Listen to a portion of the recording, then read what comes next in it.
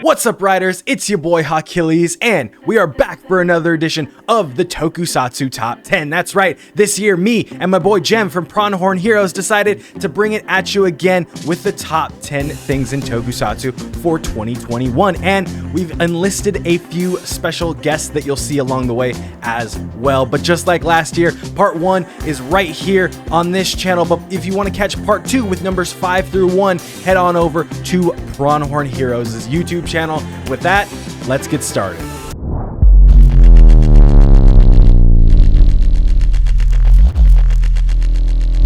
Starting out hot with the sequel series, SSSS.Dynazenon. If you didn't know, I'm a lover of all things kaiju, and this show gave it to us in spades. Mecha meets giant monster as an unlikely group of kids pilot the titan known as Dynazenon. With Gridman being one of my favorite anime of 2018, Dynazenon had some big shoes to fill, and it was more than up for the task. Saying the visuals in this show are top-notch would be such an understatement. This is where Studio Trigger lives, delivering beautiful animations and fight scenes that carry as much weight as they do emotion. Pair all that with a soundtrack that will live on your Spotify playlist, and SSSS.Dynazenon is a win.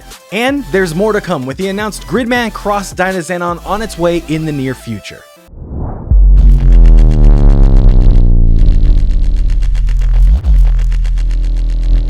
Taking the spot of number 9 on our list is the Power Rangers Extended Universe. With fan films like Bloodline of the Grid, a sequel to In Space about an Ecliptor-fused Andros, fighting alongside TK, son of TJ. It's looking to be the next Power Rangers space opera. Have you checked it out yet? Or maybe Rise of the Ninja, a story diving more into the martial arts aspect of Power Rangers, bringing together seasons like Ninja Storm, Ninja Steel, and even Wild Force and Jungle Fury. It's a buffet worth of fan service with a lot of heart coming from longtime fans of the franchise. You can expect more quality fan films like these coming from Nerdbot Studios in this amazing new Power Rangers EU. When Jem and Hawk told me that I was going to be presenting the top Toku failures of this year, they essentially sat me down and were like, "Dog, do you ever stop bitching?" And essentially, no, I don't. And so that's why it's an honor to present you the top 5 Toku failures, in my opinion, of this year. One of the worst things to come out of Power Rangers this year has to be the NFT. Now, I can't really say much about this that you probably haven't already heard about it, but it's incredibly ironic to see this brand that's so obsessed with these community service, world-saving teenagers market something that's actively destroying our planet. The 12-year-old from Wild Force will be pissed if he heard about this. Remember, you're the guardians of the earth. And then before the NFT people get mad at me in the comments saying shit like, "Oh, well, you're just mad you can't afford it." You're right.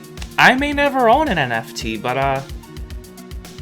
I do get bitches, so this next one is something that I don't even really want to joke about, so I'm just gonna play it straight.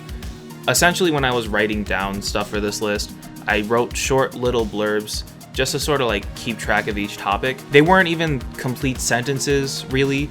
And for this one, I just sort of wrote Kamen Rider Revise behind the scenes. Not the show Revise. That show isn't failing. In fact, I quite like it, being honest with you. But if you've ever been on my channel, or maybe Hawk's, you've probably seen the both of us talk about Vice's voice actor and how he did some problematic things. I'm not going to get into that. But more than that, it was recently announced that there was a suit filed against Toei for claims of sexual harassment on the show. This is actually a serious matter, and so I don't really feel comfortable calling this a fail, really. It's more so just an actual problem that needs to be fixed. Sexism and racism aren't jokes, they have serious consequences, and they aren't funny in the slightest. I just hope Toei and everyone else could just do better. Hard transition.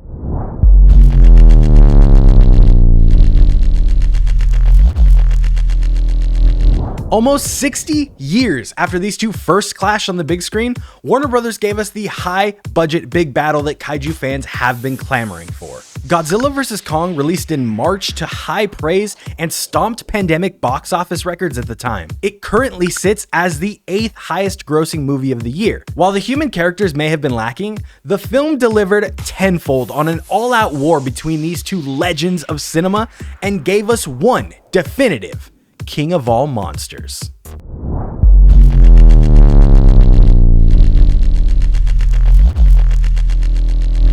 Dropping into number 7 is Carpio Man, a story of a farmer named Nardo, a single father running from his past while also trying to protect his daughter, Tonette. With only one episode released, the creators of Carpio Man have mixed the Tokusatsu genre style with a story that touches on the relationship between a child and a parental figure.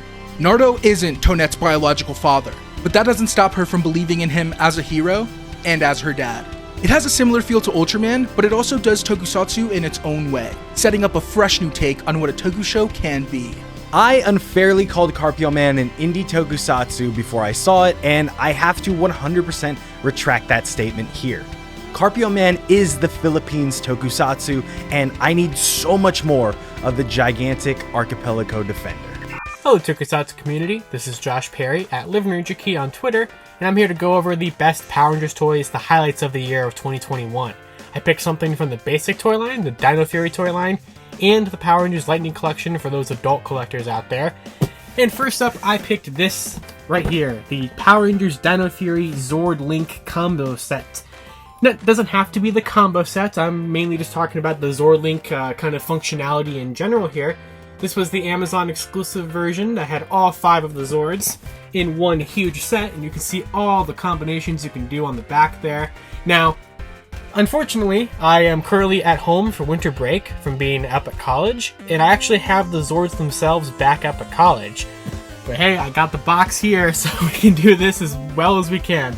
So, you don't have to get the combo set, you can get them in 3 individual things, but there's so many fun combinations you can make with all the Zords that you get there. And, I mean, it's just look at all those wacky ports and wacky combinations you can put together.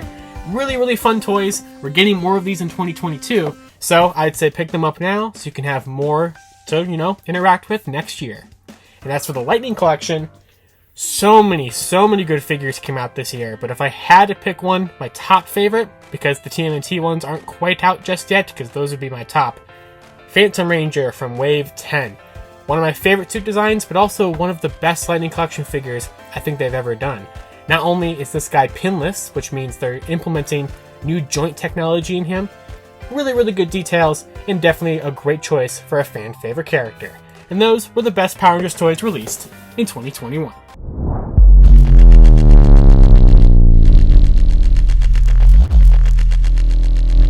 Former Power Rangers comics writer Kyle Higgins joined us on the Tokusatsu World Tour this year and gave us this insight. There's a plan for everything. I'll put it this way. I know what the first 36 issues are of the book. I know what each year is from a larger kind of what we're going to be exploring kind of standpoint. And if the first year is anything to go by, we are in for an insanely wild ride with Radiant Black. But what lands it in our number 6 spot is the care put into everything that goes on around the book. Issue 10 put artists Marcelo Costa and Igor Monti's art on vibrant display that changed when shown under a black light. Writer Kyle Higgins joins future co-writer Megan Camarena every new issue on her Twitch channel for Radiant Radio, a podcast where he breaks down the ins and outs of writing each issue. Pair those with things like selling limited edition Radiant Black helmets and blind boxes to launching 2 other series with frequent collaborators that will seemingly be a connected universe. Radiant Black is tokusatsu in a different medium, and the influences and tropes are obvious every single day of the week, but the fandom is so much better for having this book for our enjoyment. I'd like to give a quick shout out to Jim from Pronghorn Heroes, Josh from Toku Topics, and Alsace from Alsace. Go check out all their channels. They are fantastic. I would not collaborate with them if they weren't. 2021 has been a banger year, and here's to a fantastic 2022. Thank you so much, Tokusatsu fandom, for hanging out, watching. Go check out part 1 of this video over on Pronghorn Heroes' channel, and I will see you next time.